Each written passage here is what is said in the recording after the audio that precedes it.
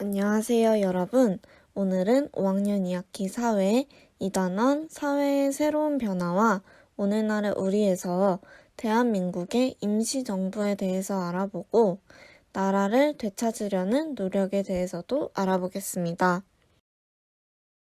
먼저 대한민국 임시정부가 어떻게 수립이 되었는지 그 과정에 대해서 살펴보겠습니다.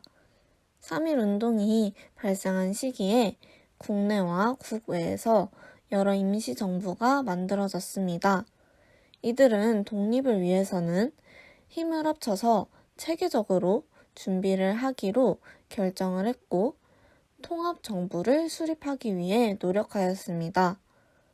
그리고 1919년 9월 중국 상하이에서 통합된 대한민국 임시정부가 수립되었습니다. 이들은 여러 가지 활동을 하였는데요. 국내 독립운동을 지휘하기 위해서 비밀 연락망을 만들었고, 독립 자금을 모으고 다른 나라와의 외교를 담당하였습니다.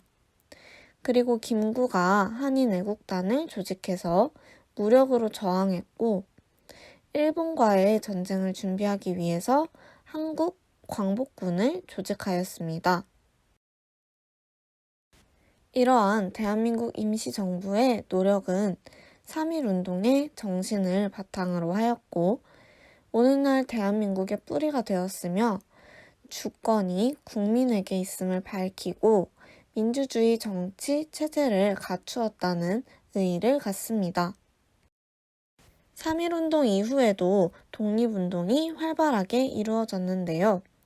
먼저 윤봉길의 의거가 있었습니다.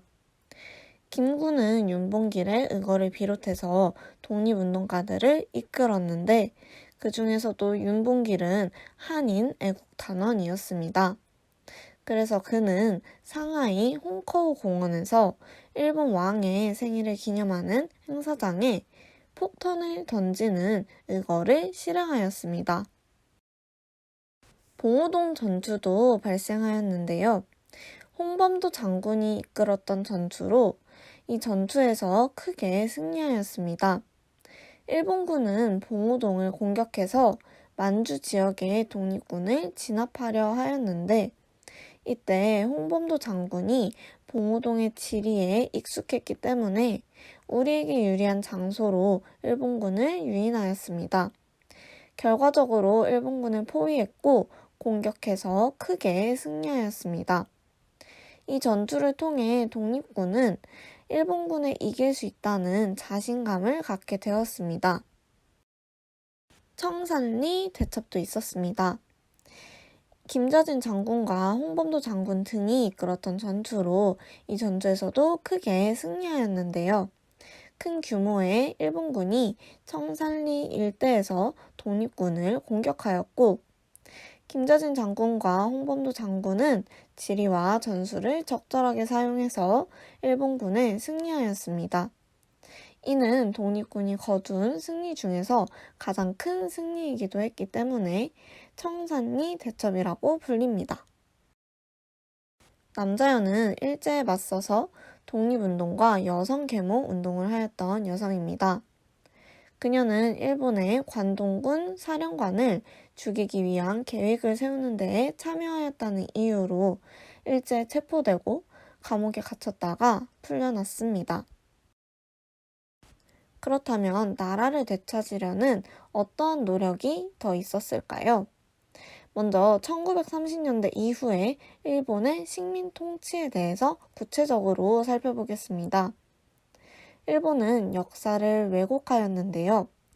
일제는 역사를 왜곡, 축소했으며 우리 역사를 배우지 못하도록 하였습니다. 이는 우리나라가 식민 지배를 받는 게 당연하다라고 생각하게 하기 위해서였습니다. 신사 참배를 하도록 강제하기도 하였는데요.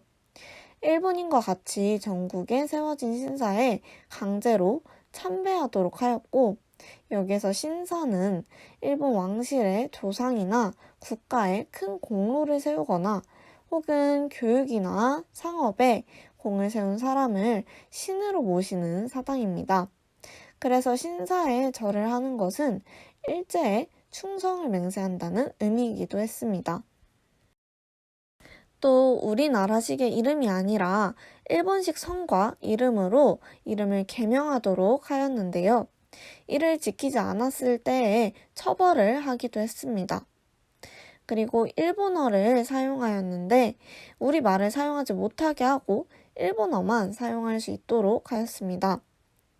1937년 중국에서 일으킨 일제전쟁에 우리나라 사람들을 동원하기도 하였습니다. 구체적으로는 무기 공장에서 일을 하거나 전쟁 군인으로 강제로 끌려가기도 했습니다. 전쟁터에 여성들을 강제로 데려가서 고통을 주기도 했는데요. 우리는 이들을 위안부라고 합니다. 그래서 위안부에 계속해서 성폭력을 하고 인권을 침해하였습니다. 1993년 일본은 그 당시 일본군 위안부의 존재를 일부 인정하였지만 이를 뒤집는 발언과 행동들을 하였습니다. 이에 시민들은 주한일본 대사관 앞에서 매주 수요일마다 시위를 하고 일본군 위안부 피해자들의 명예와 인권을 회복하기 위해서 평화의 소녀상을 세우기도 했습니다. 그리고 민족 정신을 지키기 위한 노력이 계속되었는데요. 역사 측면에서는 신채호가 우리나라의 역사를 담은 책을 썼습니다. 이는 우리 민족의 우수성을 알리고 독립의지를 강화하기 위해서였습니다. 또 문학 작품에서도 한용운과 이육사 등의 문인이 민족의 정신을 문학 작품에 담았습니다. 한글 부분에서도 조선어 학회는 한글을 보급하고 한글 사전을 편찬하기 위해서 노력하였고, 이는 우리 그린 한글의 가치를 알리기 위해서였습니다. 언론도 민간 언론 기관은 독립 의지를 강화하기 위해서 노력하였습니다. 마지막으로 독립운동가였던 이육사에 대해서 살펴보겠습니다. 이육사의 본명은 이원록으로 항일운동을 해서 17번이나 감옥살이를 했던 독립운동가입니다. 그는 처음에 감옥에 갔을 때 자신의 번호였던 264번을 따서 호를 이육사로 지었습니다.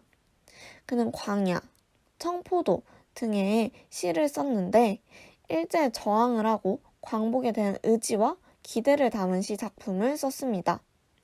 하지만 그는 결국 광복을 맞이하기 1년 전에 감옥에서 죽음을 맞이하게 되었습니다.